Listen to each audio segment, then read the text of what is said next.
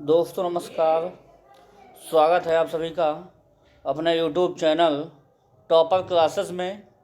देखेंगे हम आज पर्यावरण के महत्वपूर्ण सवालों को लेकर आया हूँ, जिसके क्वेश्चन बहुत ही महत्वपूर्ण होने वाले हैं। सक्षमता परीक्षा में ही नहीं बल्कि जो भी आगे आने वाले वनडे एग्ज़ाम हैं, जैसे यूपी टेट है, सी टेट है, एनटीपीसी है, वीपीएससी है, एसएससी है, रेलवे एग्ज़ाम के लिए बेहद इम्पॉर्टेंट होने वाले हैं। हम लोग देखेंगे, पहले क्वेश्चन की तरफ चलेंगे। पहला क्वेश्चन है, भाषा किस अनुसूची का विषय है? बताइएगा आप, भाषा किस अनुसूची का विषय है? पहली अनुसूची का विषय है कि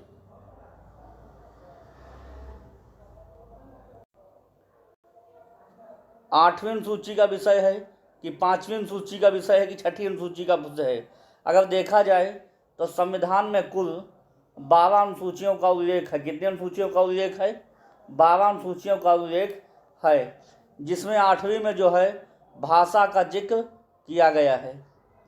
आठवीं में जो है भाषा का जिक्र जो है किया गया है। तो विकल्प नंबर इसका दूसरा सही जवाब हो जाएगा। अगर पूछा जाए कि मूल संविधान में कितनी भाषाएं थी, तो मूल संविधान में 12 भाषाएं थी, जबकि वर्तमान में जो है कितनी भाषाएं हैं? 14 भाषाएं थी, और जबकि वर्तमान में 22 भाषाएं हैं। कितनी भाषाएं हैं? वर्तमान में संविधान में 22 भाषाएं हैं, मूल संविधान में 14 थी। तो भाषा किस अनुसूची का विषय है? तो आठवीं अनुसूची का विषय हो जाएगा। तो ऑप्शन नंबर इसका दूसरा सही जवाब हो जाएगा। अगले क्वेश्चन पर हम लोग चलेंगे। अगला है, बहुत अच्छा सवाल है, जनसंख्या किस सूची का विषय है? तो संघ सूची है कि राज्य सूची है कि समवर्ती सूची है कि इनमें से कोई नहीं है? तो जैसे दो शब्द हैं, जनसंख्या और जनगणना। तो याद रखिएगा, दोनों साथ साथ। जनसंख्या जो होती है वो समवर्ती सूची का विषय से ऑप्शन नंबर इसका तीसरा सही हो जाएगा, और जबकि जनगणना संघ सूची का विषय है। समझ में आ गया? अगर देखा जाए तो सर्वप्रथम जो है ऑप्शन नंबर इसका तीसरा सही जवाब हो जाएगा। अगर देखा जाए तो सर्वप्रथम जो जनगणना जो हुई थी, जनगणना मेयो के कार्यकाल में हुई थी। किसके कार्यकाल में? मेयो के कार्यकाल में हुई थी 1872 में। और जबकि दशकीय आधार पर पूछा जाए, दशकीय आधार पर जनगणना जो हुई थी 1881 ईस्वी में हुई थी, रिपन के कार्यकाल में। किसके कार्यकाल में? रिपन के कार्यकाल में। ये भी कुछ हिस्सा लगा के याद रखिएगा आप लोग। अगर पूछा जाए कि जनसंख्या दिवस कब मनाते हैं, तो जनसंख्या दिवस जो है हम लोग जनसंख्या दिवस 11 जुलाई को मनाया जाता है। तो समझ में आ गया होगा दोस्तों आप लोगों को। अगर क्लास अच्छी लगे हुई तो प्लीज़ चैनल को लाइक कर दीजिएगा और बेल आइकन दबा लीजिएगा, सब्सक्राइब कर लीजिएगा। जो भी यहाँ से वीडियो आप डाले जाएंगे वो सब जानकारी आप तक पहुँच जाएगी। अगले क्वेश्चन की तरफ हम लोग चलेंगे। अगला क्वेश्चन है, विश्व मानवाधिकार दिवस कब मनाया जाता है?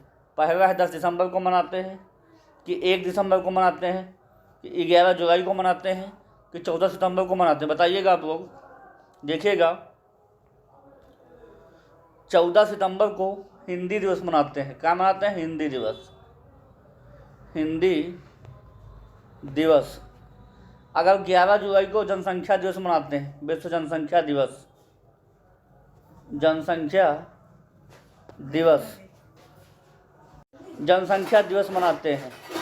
अगर पूछा जाए एड्स दिवस कब मनाते हैं, तो 1 दिसंबर को जो है एड्स दिवस मनाया जाता है। अगर विश्व मानवाधिकार की बात करेंगे तो हम लोग, तो विश्व जो मानवाधिकार जो है वो 10 दिसंबर को मनाया जाता है। इसलिए ऑप्शन नंबर इसका पहला सबसे बेहतरीन जवाब हो जाएगा। समझ में आ गया होगा दोस्तों। अगले क्वेश्चन की तरफ चलेंगे हम लोग। अगला क्वेश्चन बहुत अच्छा है, किसानों का मित्र किसे कहा जाता है? पहला है केचुआ, दूसरा है चूहा, तीसरा है मेढक, चौथा है बगुला। तो बताइएगा आप लोग। अगर पूछा जाए किसानों का मित्र हम लोग किसे कहते हैं, तो याद रखिएगा किसानों का जो मित्र है हम लोग केचुआ को कहा जाता है। ऑप्शन नंबर इसका पहला सबसे बेहतरीन जवाब हो जाएगा। किसानों का मित्र किसे कहते हैं हम लोग, केचुआ को कहा जाता है। तो ऑप्शन नंबर इसका पहला सबसे अच्छा जवाब हो जाएगा, क्योंकि केचुआ जो होता है ह्यूमस उपलब्ध कराता है। जो ह्यूमस जो होता है वो मिट्टी की उर्वरा शक्ति बढ़ाती है। उर्वरा शक्ति बढ़ जाएगी तो फसल की उत्पादकता जो है बढ़ जाएगी। तो ऑप्शन नंबर इसका पहला सबसे बेहतरीन जवाब हो जाएगा। अगले क्वेश्चन पे हम लोग चलेंगे। अगला है किस गैस को मार्स गैस के नाम से जानते हैं। पहला है ब्यूटेन, दूसरा है प्रोपेन, तीसरा है मीथेन और चौथा इनमें से कोई नहीं। तो आप लोग याद रखिएगा जो मार्स गैस जो होती है वो दलदली स्थानों में पाई जाती है। कहाँ पाई जाती है? दलदली स्थानों में, और धान के खेत में पाई जाती है और उसका नाम होता है मीथेन। इसका रासायनिक सूत्र होता है CH4। तो ये कुछ जानकारियाँ तो आपको याद होना चाहिए। तो मीथेन गैस को ही हम लोग मार्स गैस के नाम से जानते हैं, जो दलदली स्थान में तथा धान के खेतों में पाई जाती है। अगर पूछा जाए CNG में किस गैस का उपयोग किया जाता है, तो CNG में जो है मीथेन गैस इस्तेमाल की जाती है। और CNG का फुल फॉर्म क्या होता है? कॉन्फ्रेंस नेचुरल गैस होता है। अगर पूछा जाए लगे हाथ LPG का पूरा नाम क्या होता है, तो लिक्विड पेट्रोलियम गैस होता है, जिसमें ब्यूटेन और प्रोपेन मुख्यतः दो गैसें होती हैं। अगले क्वेश्चन पे हम लोग चलेंगे। अगला क्वेश्चन है सूर्य के सबसे नज़दीक ग्रह है। पहला है बुध, दूसरा है शुक्र, तीसरा है पृथ्वी, चौथा है मंगल। तो जो सूर्य के सबसे नज़दीक ग्रह है वो है बुध। ऑप्शन नंबर इसका पहला सही जवाब हो जाएगा। अगर पूछा जाए सौरमंडल का सबसे बड़ा ग्रह कौन सा है, तो आप लोगों को याद होना चाहिए सौरमंडल का जो सबसे बड़ा ग्रह है वो है बृहस्पति। कौन है? बृहस्पति। अगर पृथ्वी की बहन पूछा जाएगा तो शुक्र है। कौन है? शुक्र। लाल ग्रह किसे कहते हैं, तो आप लोगों को याद होना चाहिए लाल ग्रह जो है मंगल ग्रह को कहा जाता है। तो समझ में आ गया होगा दोस्तों। अगले क्वेश्चन की तरफ हम लोग चलेंगे। देखिए सवाल एक है, मगर एक्सप्लेन जब करेंगे तो उसके सहारे कई हमको जानकारियाँ मिल जाएंगी जो परीक्षा की दृष्टि से इम्पॉर्टेंट होती हैं। अगले क्वेश्चन पर हम लोग चलेंगे, देखेंगे। अगला क्वेश्चन है बेहद इम्पॉर्टेंट है। बॉक्साइट किसका अयस्क है? पहला है लोहा, दूसरा है एल्युमिनियम, तीसरा है कार्बन, चौथा है सोडियम। बताइएगा आप लोग कि बॉक्साइट किसका अयस्क है। आप लोग याद रखिएगा जो बॉक्साइट उसका होता है एल्युमिनियम का अयस्क होता है Al। तो ऑप्शन नंबर इसका दूसरा सबसे बेहतरीन जवाब हो जाएगा। अगले क्वेश्चन पर हम लोग चलेंगे। अगला क्वेश्चन है निम्न में कौन सा कोयला सबसे उच्च कोटि का होता है? पहला है बीट, दूसरा है ब्यूटिमनस, तीसरा है लिग्नाइट, चौथा है एंथ्रासाइट। तो आप लोग इसको नामांकन इंग्लिश वर्णमाला के रूप में कर लीजिए। पीट को हम लोग कहेंगे P, ब्यूटिमस को कहेंगे B, लिग्नाइट को कहेंगे L, एंथ्रासाइट को कहेंगे A। और अंग्रेजी के वर्णमाला के अक्षर के क्रम में हम लोग सजा देंगे। पहले आएगा A, उसके बाद B आ जाएगा, उसके बाद आ जाएगा L, उसके बाद आ जाएगा P। तो सबसे उच्च कोटि का लोहा जो हो जाएगा एक किस्म का, मतलब एंथ्रासाइट। ऑप्शन नंबर इसका पहला सही जवाब हो जाएगा। फिर 2 नंबर पे आएगा ब्यूटिमिनस, 3 नंबर पर लिग्नाइट आ जाएगा, और सबसे निम्न कोटि का जो लोहा होगा, कोयला सॉरी होगा, उसे हम लोग कहेंगे पीट। क्या कहेंगे? पीट। तो कोयला में जो है सबसे अच्छे किस्म का पाया जाएगा वो हो जाएगा एंथ्रासाइट। ऑप्शन नंबर इसका ए सही जवाब हो जाएगा। अगले क्वेश्चन की तरफ हम लोग चलेंगे। अगला क्वेश्चन है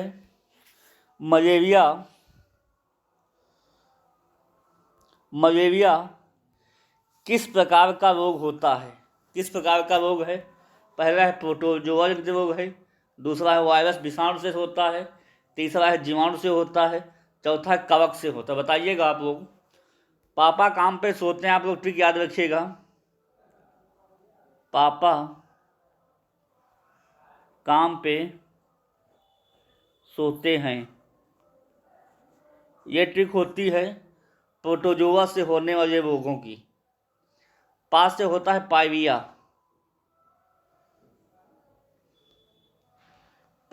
फिर काला ज्वर, फिर हो जाएगा मलेरिया,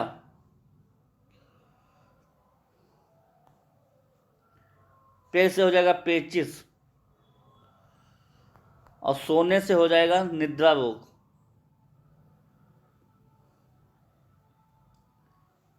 तो पापा काम पे सोते हैं, पाइविया हो जाएगा, काला ज्वर हो जाएगा, मलेरिया हो जाएगा, पेचिस हो जाएगा और निद्रा रोग हो जाएगा। ये सब प्रोटोजोआ से होने वाले रोग हैं। तो मलेरिया में जो है प्रोटोजोआ लगा देंगे। ऑप्शन नंबर इसका ए सबसे बेहतरीन जवाब हो जाएगा। इसके अलावा हम अगर देखें तो मलेरिया में कौन सा अंग प्रभावित होता है, कोई बताएगा? मलेरिया में जो अंग प्रभावित होता है वो आंत प्रभावित हो जाती है।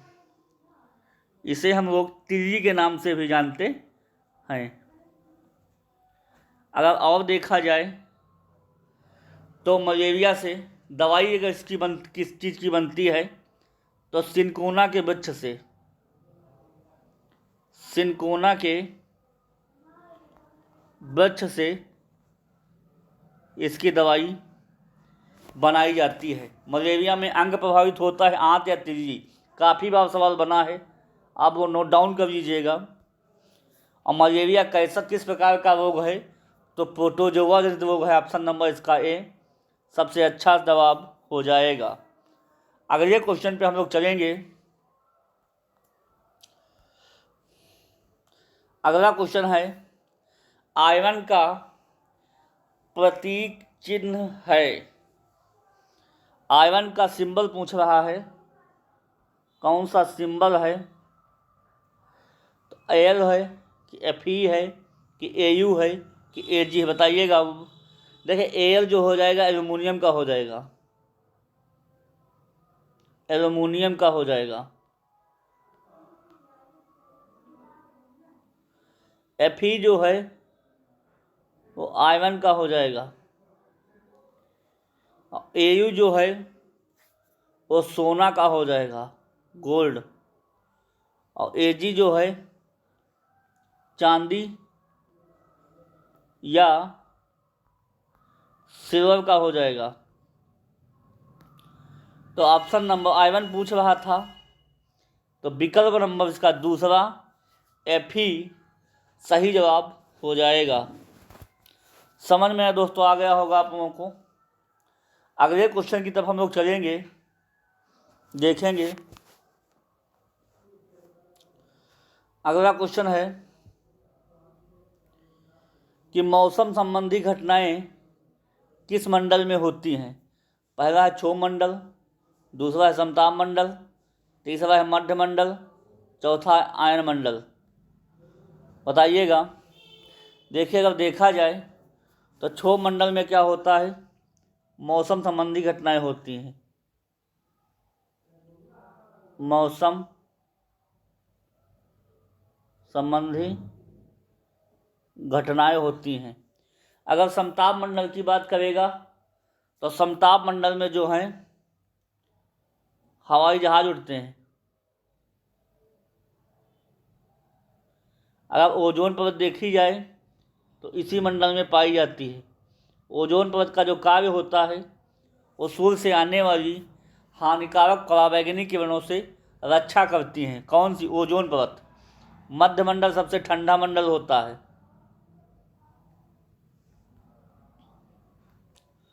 तो जो है मौसम संबंधी घटनाओं की बात कर रहा था, इसलिए क्षोभ मंडल इसका सही जवाब हो जाएगा।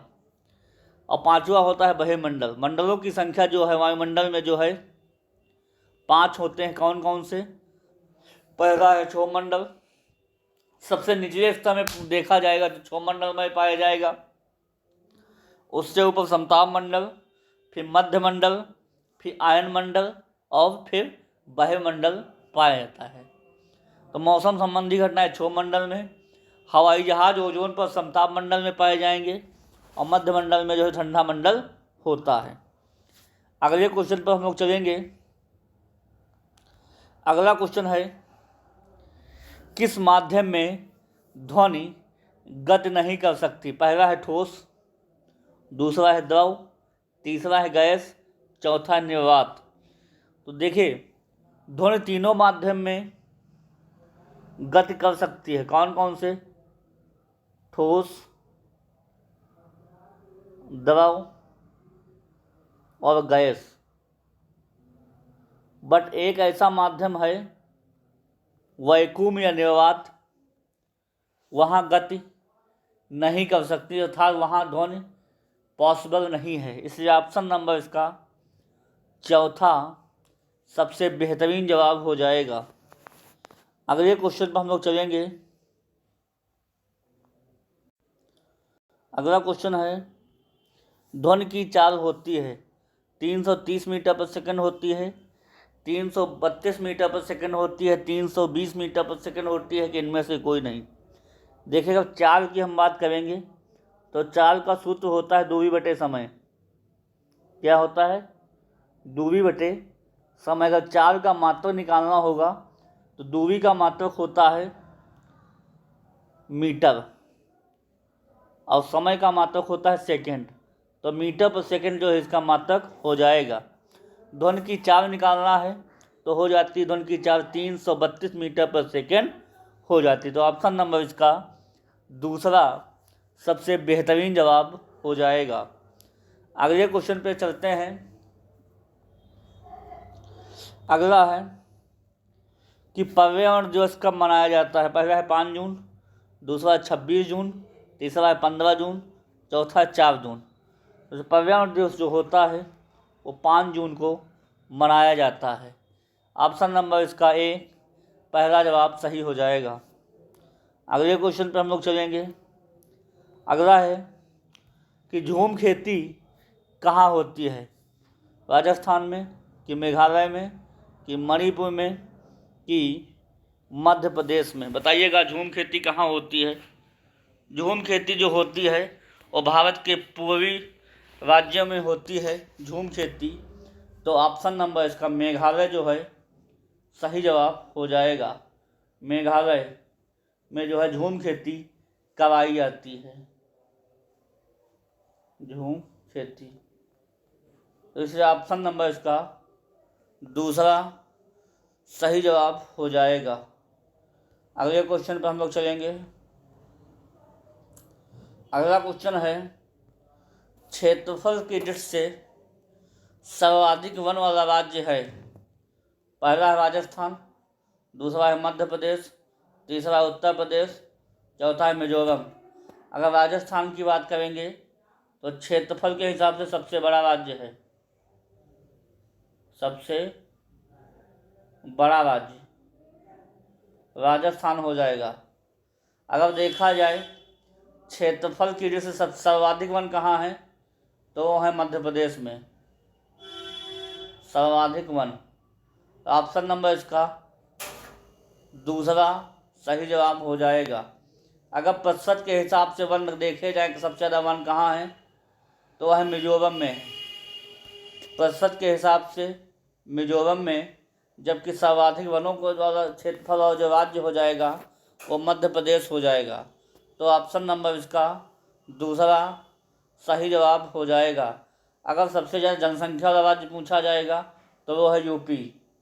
सबसे ज़्यादा जनसंख्या यहाँ यूपी देता है भारत को, बाकी किसी में नहीं कह सकते हैं, मगर जनसंख्या वाला जो राज्य हो जाएगा, सबसे ज़्यादा जनसंख्या जो है उत्तर प्रदेश जो है भारत को देता है।